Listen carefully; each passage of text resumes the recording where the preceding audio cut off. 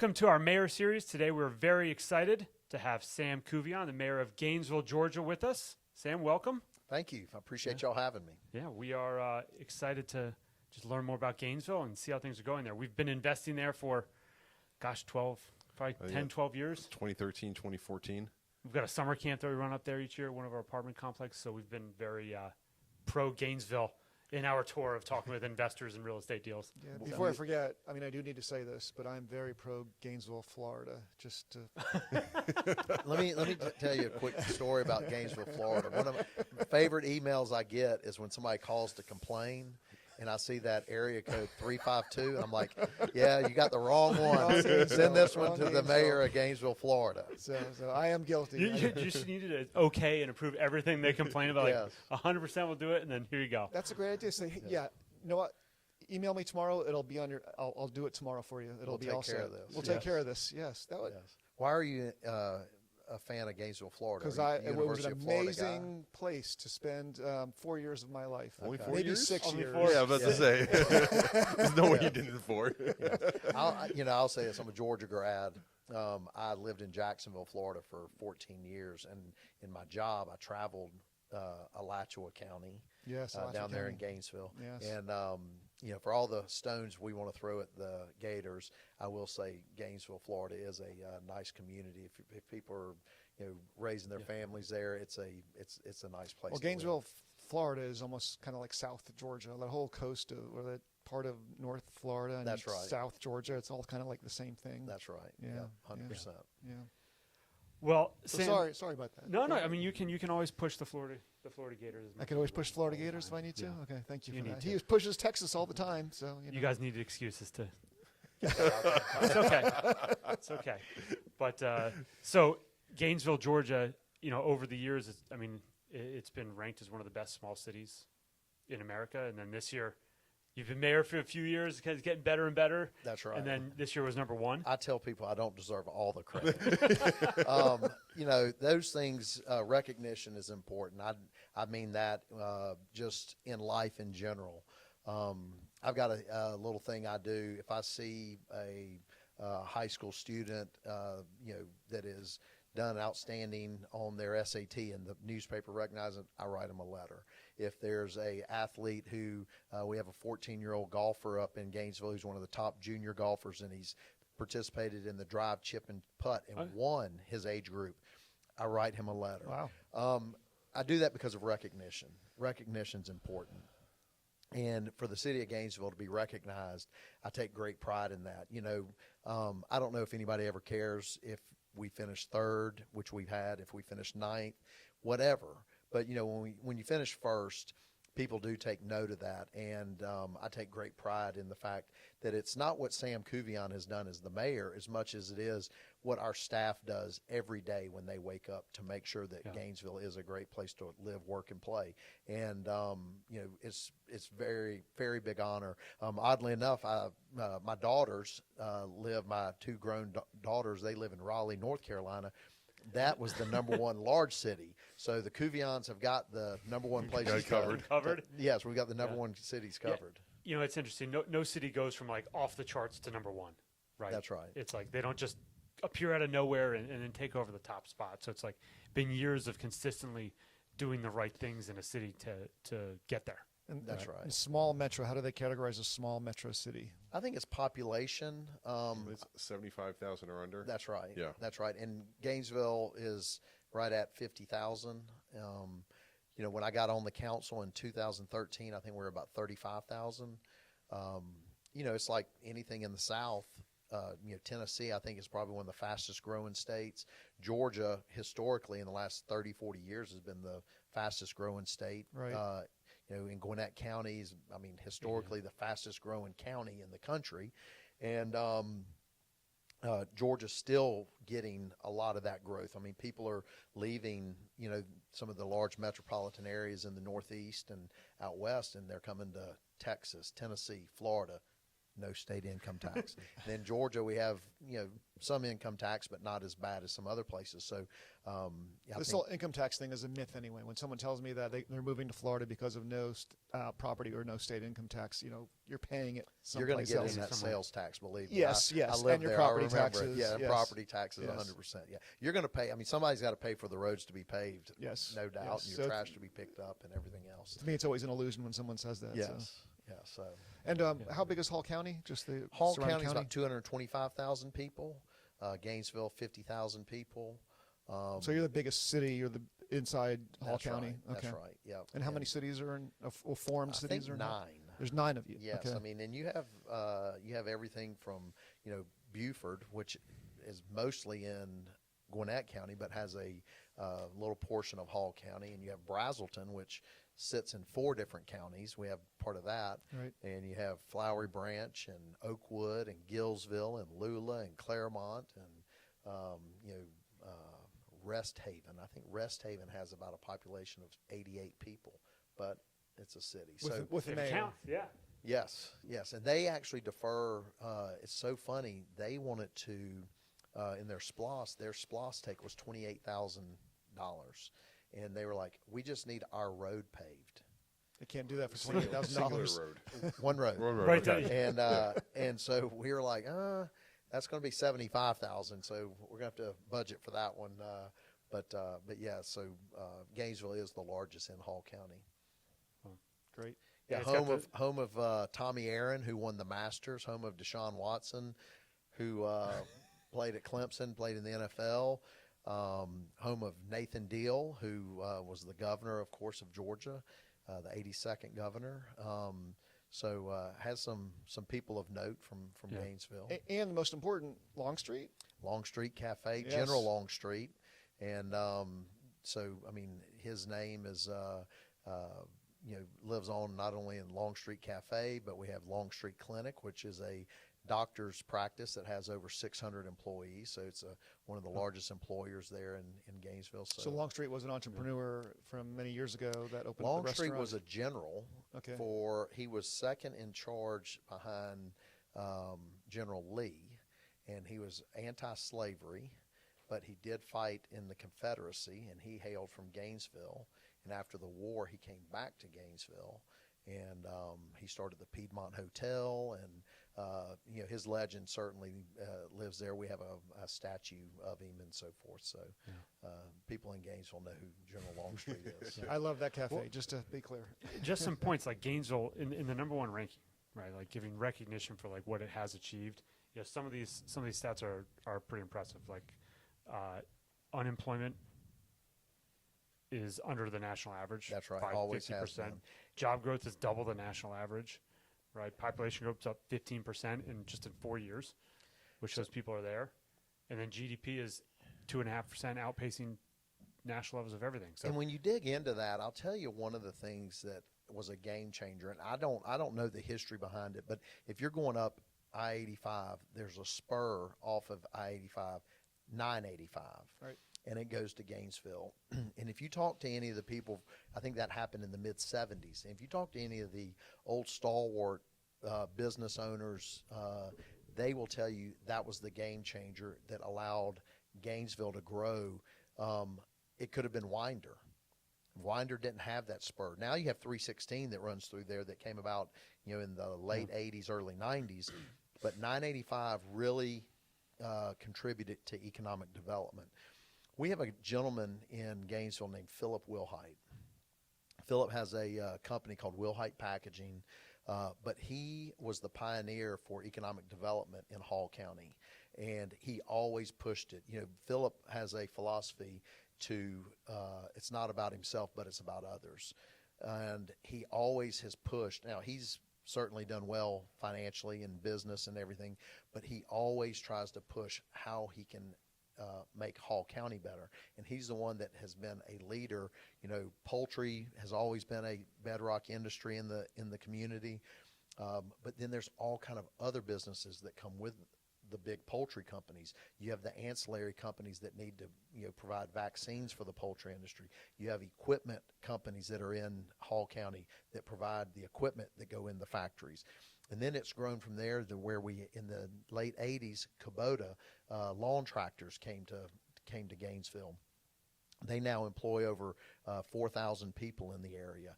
our hospital, just being a regional hub for people in Northeast Georgia. When you talk about being the number one place, one of the things you didn't mention was healthcare. People want to be able to have when you have a surgery, it's meaningful not to have an hour drive if we have to come to Atlanta, to Northside, or to Emory for hospitals. We're blessed that if we need to come to Emory, we have it an hour away. But if you can have a back surgery and then go get in your car and have a 10-minute ride home, that's meaningful. That's quality of life. And that's what we have. So when you start talking about those things, it's people like Jim Walters. It's people like Philip Wilhite. These people were, pioneers for our community to bring industry to Gainesville. We're always looking for a new business park. How can we attract new business? When you talk about GDP, when you talk about job growth, these are the things that we are trying to focus on day in, day out to make sure I want my kids to be able to come back to Gainesville. I want them to want to come back. When these new businesses come from, it was a pretty cool story, a company from Hong Kong, and the code name was called Soy Sauce, and it's a soy sauce company. We would literally talk in meetings about soy sauce, the project, and a Hong Kong-based company chose us over a community off the West Coast, and they're going to bring a $140 million investment, hundreds of jobs. Now, what does that mean to everybody else who's in Gainesville? If you're an insurance salesman, those are going to be new homeowners that are going to need homeowners insurance. If you're a lawyer, somebody's going to need a lawyer. If you're a banker, somebody's going to need those service accountants. So it's, when you bring that in, you're not just talking about those 140 jobs. You're talking about the halo effect of what it's going to do for everybody else in the community. Yeah, I mean, Gainesville's been awesome from that standpoint of growing and keep going. We talk about, we're talking a little bit too about just like the technology footprint that is in Gainesville. And there's a mix of like either tech jobs or linear tech, alternative to going to a 4-year college. If you think about the technology front, or you mentioned data center stuff too, like that's big on the real estate side. But what else is Gainesville doing to kind of lead that charge and make sure their city is on top of it? We take great pride in our technical college. Lanier Tech has a new campus. They're probably in their 6th year. I would venture that they have a job placement of 100%. Wow. They partner with local businesses. We talked about Kubota. We can talk about King's Hawaiian, the Hawaiian rolls. They partner directly with the technical college, and they will have a curriculum so that when somebody goes there, when they come out, they go straight to work for one of these industries, one of these companies. They have the CDL license, 18-wheeler, drivers. You can within a 13-week period, you can be certified CDL driver, and you'll be making north of $50,000, $60,000 a year. Those are real jobs. As recently as 10 years ago, we were telling kids you had to go to college. You had to go get a 4-year degree. We talk a lot globally or around the country about student loan debt. You have people who go get a fine arts degree and they walk out with $200,000 in loan debt, and then the kind of job that they're going to go get, how are they going to pay it back? They have to get an advanced degree. My daughter was a psychology major. I was like, oh my gosh, we're going to have to get a master's. And thankfully she decided to get a job in something else. And but I say that because I think we have kind of started turning the boat a little bit and focusing where we can send kids to technical college and they go for a 2-year program, and right after that they're ready to work and they're ready for a career. And it's 100%. It's 100% placement. So it's like you graduate and you get through the tech program, you have a job. It's lined up. You probably know ahead of time, like you're going right out. You're not. We were talking earlier about how I think we were discussing welding, and these businesses, they will identify the people. They will go over there. I'll tell you an interesting thing. They will do a training day, and they act like they're doing it in an altruistic manner to go help the technical school. But they're recruiting. They're recruiting, and it's good for them. Wow. I mean, but they go spend, an 8-hour day with this cohort of students, and then they're able to identify the ones that might be at the top of the class, and they start focusing and realize that, hey, we can hire these kids. Well, you got to really think about, like, from high school, how do you actually make good human beings? How do you make good human beings who actually contribute something? And if you could go from high school to essentially Linear Tech, Piedmont Tech, there's a lot of technical college. Georgia has an amazing technical college program and network. You go to for free. I mean, there's no student debt. I heard a joke from the Piedmont Technical College president one day. He said, hey, if you don't know what you want to do after high school, give me however many weeks it is. It's 10 to 15 weeks. Get your CDL and go drive a truck for $60,000 a year trying to figure out what you're going to do with your life. And it's as simple as that. And so, like, literally out of high school, as long as the students know it's there, they have a path to a career literally right after high school. And I think that's really unappreciated. And you know, in addition to that, like, there's very few places in the country that you can go and actually have that full supply chain in one place. Right. So you can From graduate high high school. school. In Gainesville, you can graduate high school, you can go to the Linear Tech, and you can go right to your job in the same home. I think it's almost, and I'm probably not saying this 100% accurately, but almost it's like a European model. You know, in Europe, you know, people get slotted for a job at age 16, and then that's their career. This isn't totally like that, but it is in the sense that these kids will go, I mean, and oftentimes will start working at Kubota in some capacity Right. as a 16, 17-year-old. Then they go to Linear Tech, but they kind of have that career path. You know, as Americans, sometimes I worry about, like, will we hold to it? Because, I mean, my father worked at the University of Georgia for 43 years. My mother was a court reporter for 35 years, same job. You know, doesn't happen anymore. Doesn't happen anymore. So I worry about these kids. You know, they go and they get the job right out. I mean, we don't know yet because we're still, you know, we're in. Yeah. I Well, mean, you're on the other end of it right now because your daughters have graduated. That's right. Their kids are really young. I have a sophomore in college right now, so I'm still sweating. Yes. They don't know what to expect. I'm sweating. You seem to be on the tail end of it right now. I have one daughter who's a school teacher who I would love, you know, I love that she's a school teacher. We know we have kids. We know how important teachers are. Yeah. But, you know, the pay is not. And in Georgia, she's a teacher in North Carolina. She would make $10,000 more a year in Georgia Really? with her saying because Governor Kemp has. I can get her a job if she wants to apply to There's Metro Atlanta. That's what everybody says. Like in Georgia, they want them, they need them.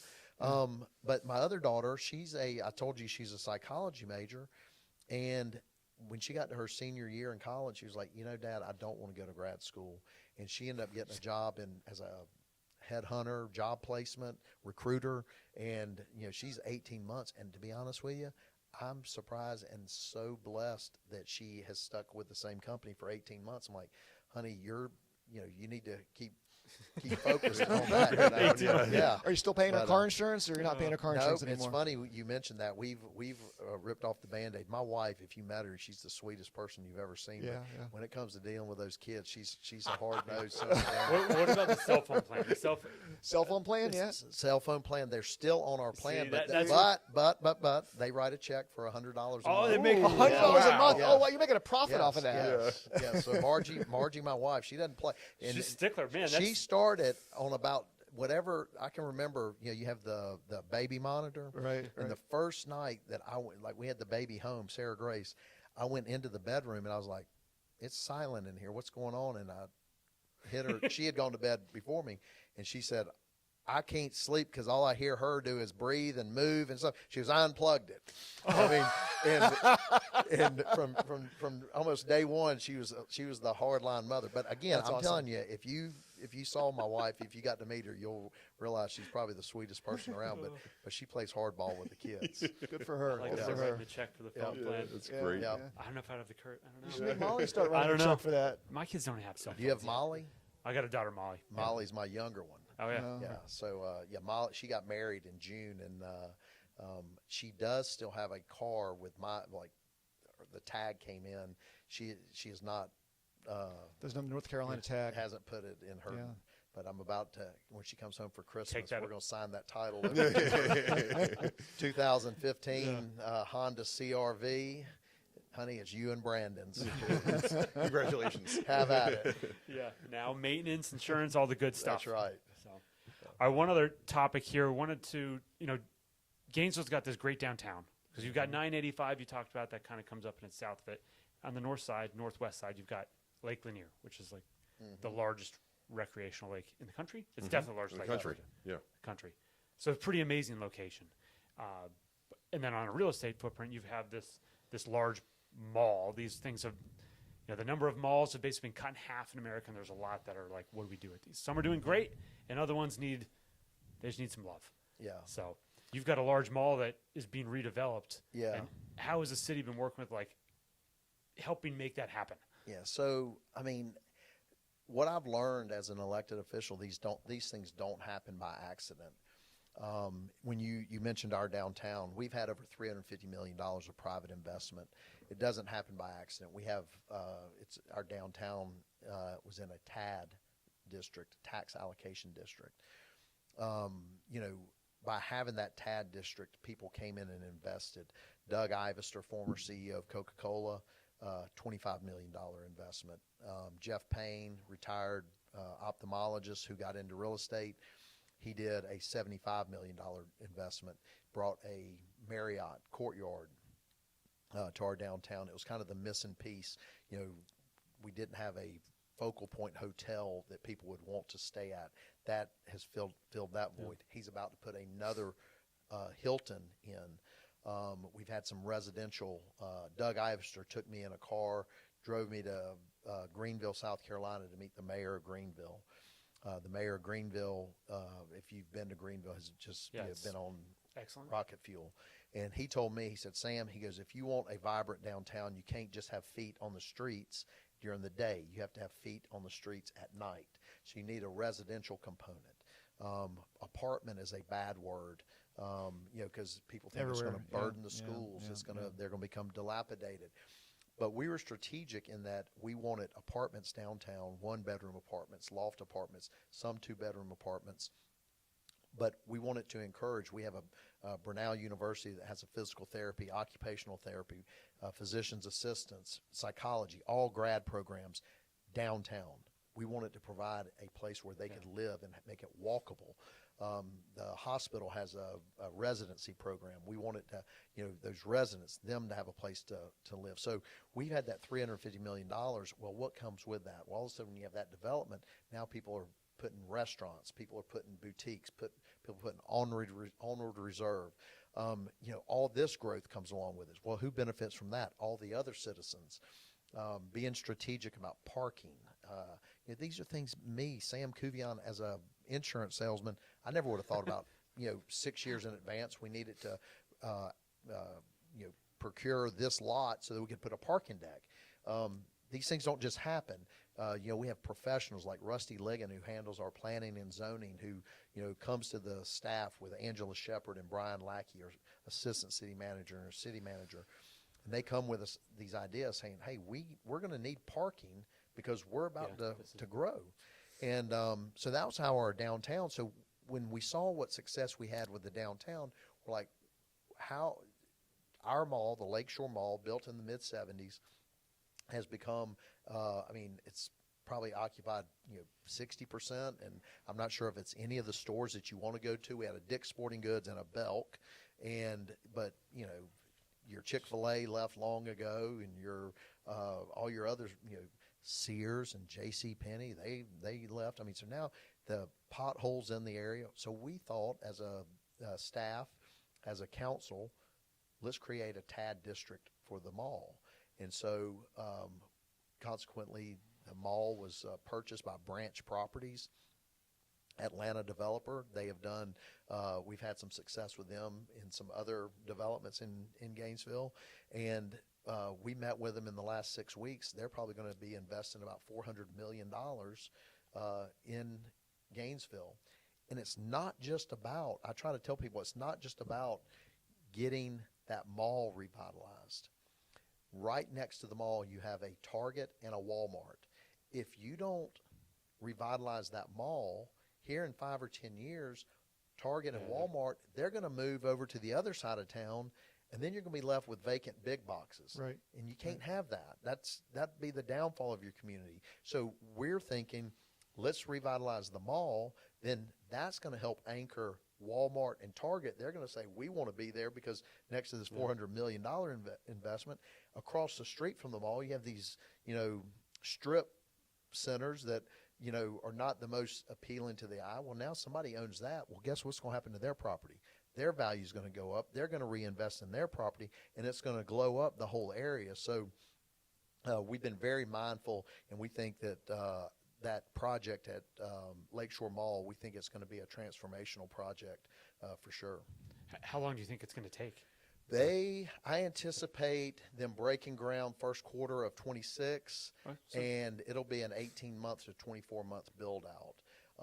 But we're going to see, because they have existing leases with Belk and Dick's, they're not going to be able to close them down during construction. So the first thing they're doing is they're building a new Dick's Sporting Goods. Once that's complete, then they will go back in and level that one. So it's going to kind of be a piecemeal thing, and but we're certainly excited. It's hard to spend $400 million all at once. Yes, that's hard to I've get never, a spot. I've never done it, but I would like say to try. it is. You like to try.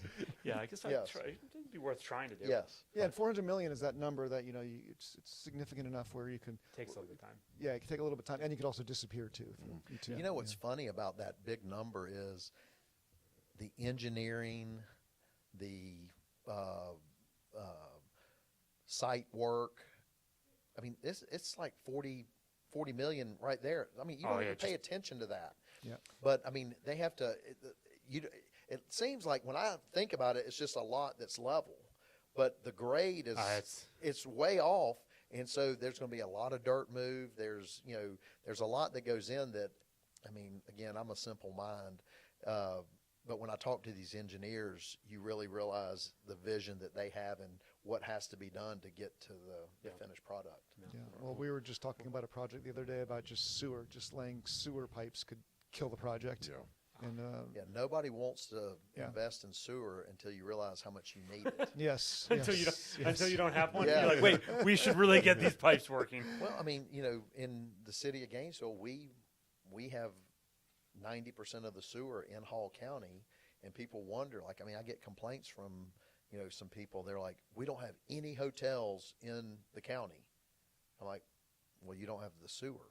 Exactly. I mean, if you had sewer, then maybe you could, you could do it. So do you own your own, who owns the water treatment and the sewer treatment?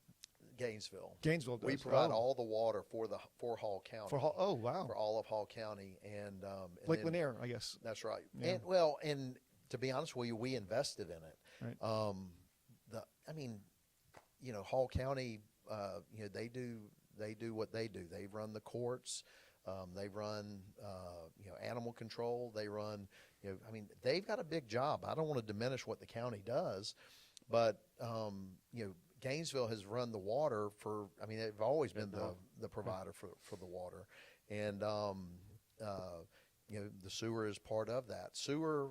Water is a good money maker for the city. Sewer is break even at best, but if you want to draw that industry in, then you got to have it. Yeah.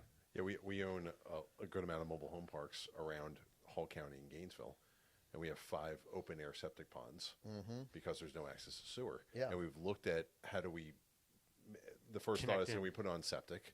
It's not reasonable to do. That's right. And then we're like, okay, how do we connect? And we're a quarter mile, half mile, sometimes multiple miles away from the nearest connection point. And you need a lift station, and we're basically building some kind of city infrastructure on our site to get there. That's tens of millions of dollars. It just didn't make sense. Yeah, I mean, we just had a lift station constructed. I think it was $12 million. Down, but it's going to bring, in that particular instance, it's going to be in the area where there's 250, 300 homes. There's potential now that there's sewer there. You're going to bring some commercial, industrial development in the area. So yeah, I mean, that's all part of that planning process. Right. I mean, it just doesn't happen overnight. I mean, I have people tell me all the time, I want a, Walmart or everybody wants a Trader Joe's, but I want it over here, and I'm like, well, it's not going to happen over there. There's not rooftops, there's not sewer, there's not a lot of things. Have they ever actually gone to a Trader Joe's? I feel like everyone wants a Trader Joe's, and then you go to one, you're like, there's not actually anything I want here. Yeah. Yes. Look at this. Comments from the Exactly, from Down the in the peanut gallery. gallery talking. I How don't about find a any Raising useful on Canes? Have Trader you got a Joe's. Raising Canes yet? We don't have a Raising Canes, but Todd Graves, the founder, is a close friend of mine. I was fraternity brothers with him at the University of Georgia, and I tell him routinely, I said, I'm the mayor of the poultry capital of the world, and I Cut him off real And there's quick. something missing here. we need a Raising Canes, and but we would love to have a Raising Canes. In fact, I think that's a possibility at the Lakeshore Mall. Also, possibility at Lakeshore Mall is a grocery store. And when we talk about grocery store, I'm not talking about Publix. I'm not saying Trader Joe's, or I'm not talking about Whole Foods, maybe.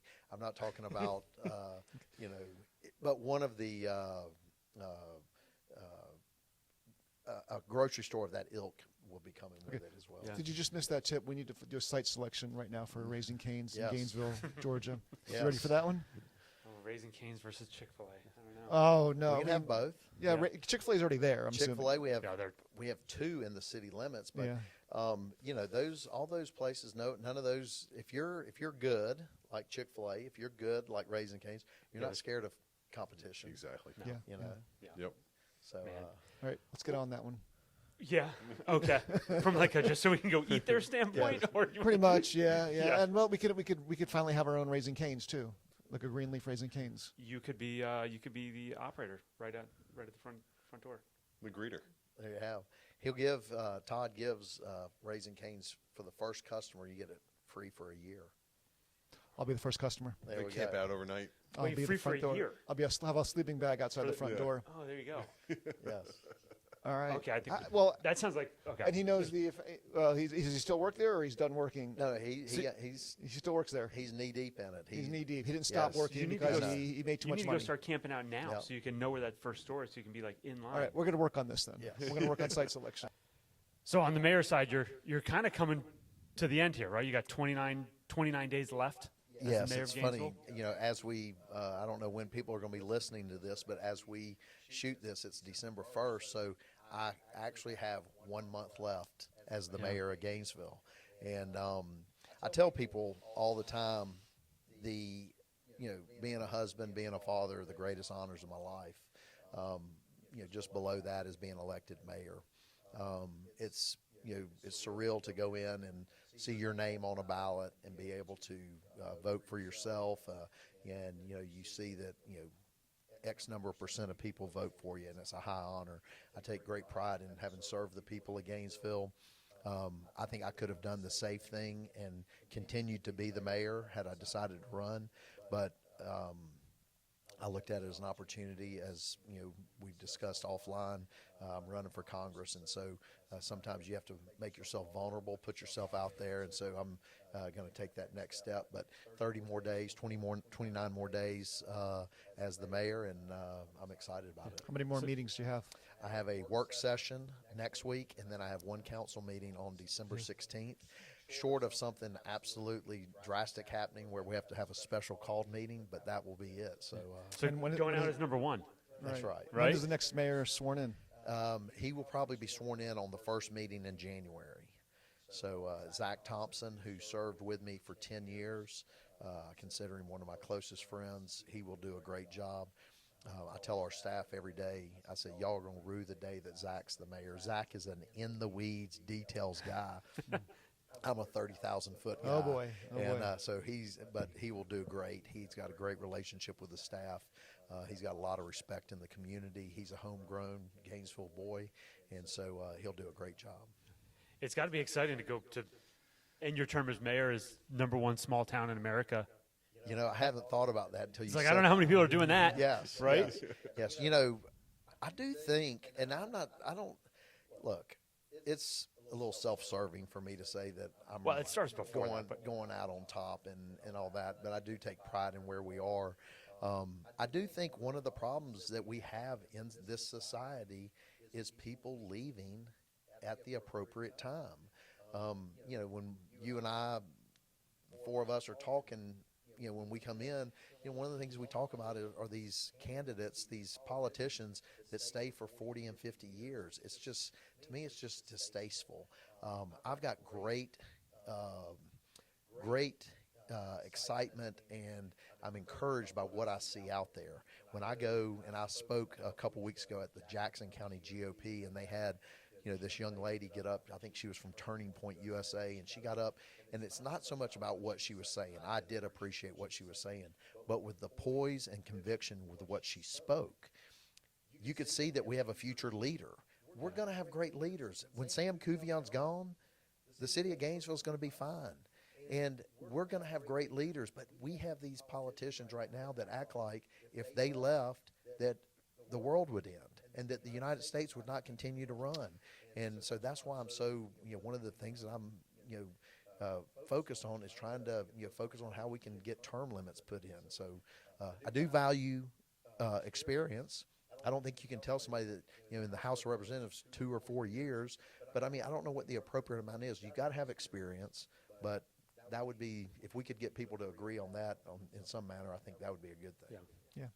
100% agree. Yeah. 100% agree. Yeah. I mean, I think we all know when our founding fathers created this system that we call our government, they did not intend people to become Lifers. Well, isn't it George Washington was the first one who said, I'm term limiting myself. Yes. So he Yes. just literally set the stage. I mean, I've had, a U.S. congressman tell me, he goes, we have term limits. It's called elections. I'm like, look, if it's good enough for us to term limit the president and the governor, then there's no reason we shouldn't term limit. Is the Gainesville mayor term limited? He is not. Okay. But I'll tell you this, I ran 2 terms as a city council member and went to the sitting mayor and told him I was going to be running for mayor because there was no use of me staying as a council member. Right. And I would not have run more than 2 terms as a mayor, but I felt a calling to run for higher office. And so I don't have any ill feelings that the city of Gainesville won't be just fine without Sam Couvillon. It'd be rather rich of myself to think that I'm going to be leaving and they're going to suffer. I don't believe that one bit. Well, it's a sort of corporate America. When you're an executive in corporate America, you come in for anywhere from 4 to 6 years. You do exactly what you know, and then at a certain point, there's nothing more for you to do, and so you move on. And to me, politics is the same. You do what you know, and at a certain point, you do everything you can do, and you don't add any value beyond that point. And a lot of people, it's hard to recognize that, hey, I'm not really adding any value, but there's an arrogance about it that I can't appreciate sometimes. So, I think to some extent, we're all religious people here, and I think one of the worst things we can have, what you just talked about, I call it spiritual pride. Yeah. And it's people who, I notice when I walk through the grocery store, people go, hey, Mayor, how you doing? I love that. I've seen our sheriff walk through, and people call him sheriff, and that's a title. You love that. But you can't get full of yourself. Yeah.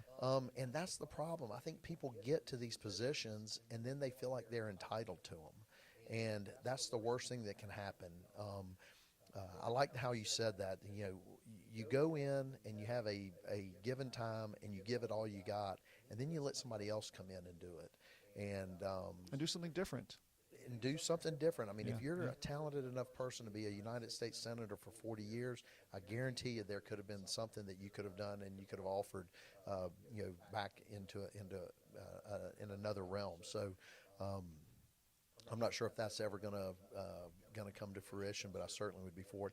I'd also love to see something be done with Congress people trading stocks. Oh boy. Enriching themselves. Cryptocurrency. It's crazy. A congressman goes into the office, worth $1 million, and they leave worth $25 million. How is that okay? And so I'd be an advocate for that too. For that ending, yeah. I think lots of people would. Yeah. One of my friends goes, "Now don't do it until after you're there." I'm like, "No, no." I'm gonna be firm on that. If you just can't do that. Yeah. So your upcoming primaries in April? It's in May. It's May in 19th. Okay. So you don't get too much downtime between That's mayor ends. That's right. I had somebody come to me in 2024. Is actually in probably November of 23, and asked me to run for May of 24. They wanted me to oppose Congressman Clyde, and I talked to a consultant. Is actually Chris Riley, who was Nathan Deal's chief of staff and up in Washington and as governor.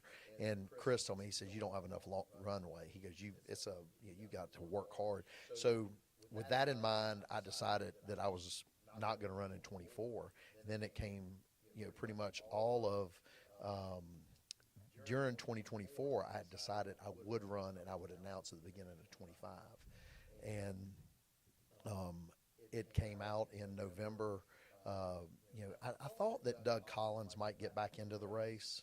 And if Doug was going to run, then I wasn't going to run. I mean, again, this is not a dream that I had, that I wanted to be a congressman. Doug Collins was a good congressman for the 9th District. He represented us well. If he wanted to run again, I would have stand back. Doug, in November of 24, was put up to be Secretary of the VA in the Trump administration, so that opened my lane. I announced in January, and so I've been running since January. So, I mean, it's kind of hard to believe, 10 months, 11 months, and I've been hard at it. I've visited all the counties. I've been meeting with the local GOPs. I've been meeting with chambers of commerce. I've been meeting with, any number of groups. And how many counties is your? 12 counties. Oh, right. Wow. It's a huge area. Well, funny story. I met with Governor Deal, who used to have this seat in the 9th District, and he is supporting my race. He's endorsed me. I was telling him, I was lamenting having 12 counties, and he scoffed, and he said, when I had that, I had 20 counties. Oh, boy. He had from Gainesville, northeast Georgia, all the way over to where Marjorie Taylor Greene has now, all the way over to Rome. He touched Alabama, Tennessee, North Carolina, South Carolina.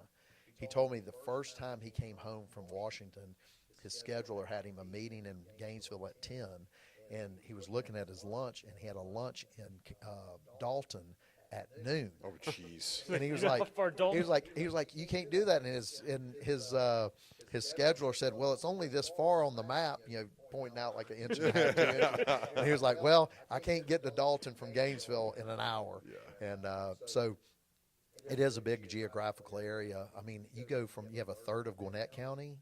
You talk about diversity from going to Gilmer County and Ellijay and White County, Towns County. I mean, it's a big difference. I mean, when you go to Habersham County, they will tell you, we don't want to be Gwinnett County. And I understand that. And, Habersham, Gwinnett County doesn't want to be Habersham County. Yeah. And so, as the representative of the 9th District, I think you need to, when you go into your meetings, you know what these people want and you advocate for what they need. But it's all very different, from location to location. So here's a silly question, maybe not so silly. Are you able to actually work right now, your day job? I do. I sell insurance. I'm a partner with a insurance agency called Legacy Risk Solutions, and I do sell life and health insurance. And You're a busy guy. I am a busy guy, Okay. and I'm probably not best at managing my time. But that's the hardest thing I have is trying to manage. Being the mayor, being the candidate, but most importantly, being the insurance agent, because that's what feeds my family. I mean, if I come up zero on this come May 20th, then I'm going to be selling insurance. I had one of my partners said, "What are you going to do if you lose?" I said, "I'm going to sell a whole lot of insurance." Exactly. You're going to have a lot of free time. Your time is coming back. That's what we're going to do. But I do feel good about how the race is going.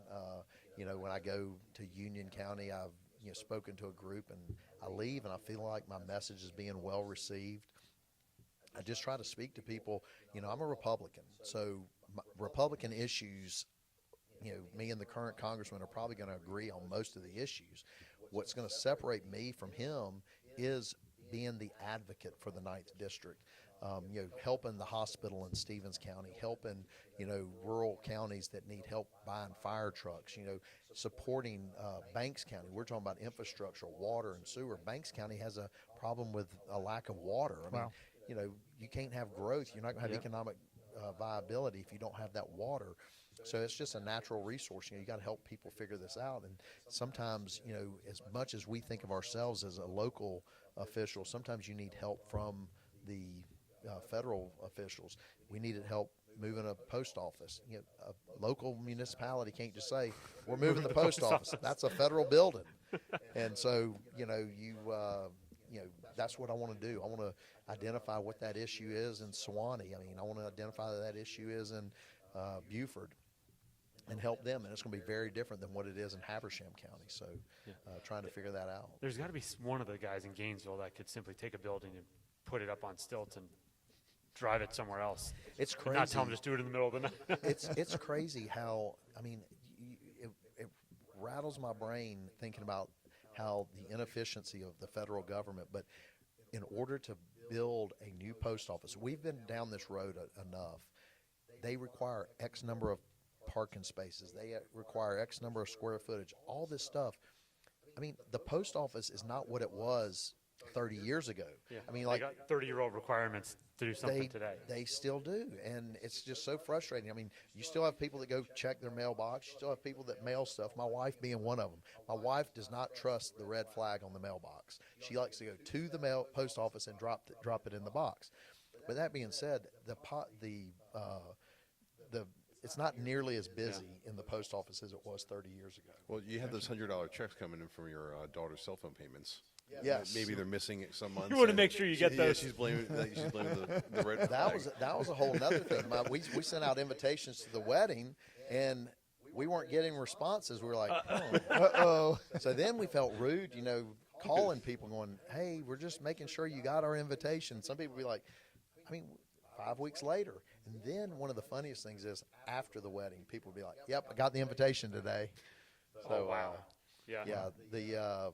the Postal Service is not the model of efficiency. So, Yes. Well, that could be something you can work on too. So Yes. we wish you the best of luck. So Yeah, thank you. I appreciate that. yes. All right, May 19th. That's May your date. 19th. All Yep. right. Yep. So we're going to be out and about. If anybody wants to follow me, my website is sendsamtocongress.com, and you can see what I'm all about, and you can ask me questions. I promise I'll get back to you. It's been a lot of fun. Appreciate you guys having me. Yeah, thank you very Thank much, you. Sam. We really appreciate it. Yeah, thank you. Thank you for coming. Yep, absolutely.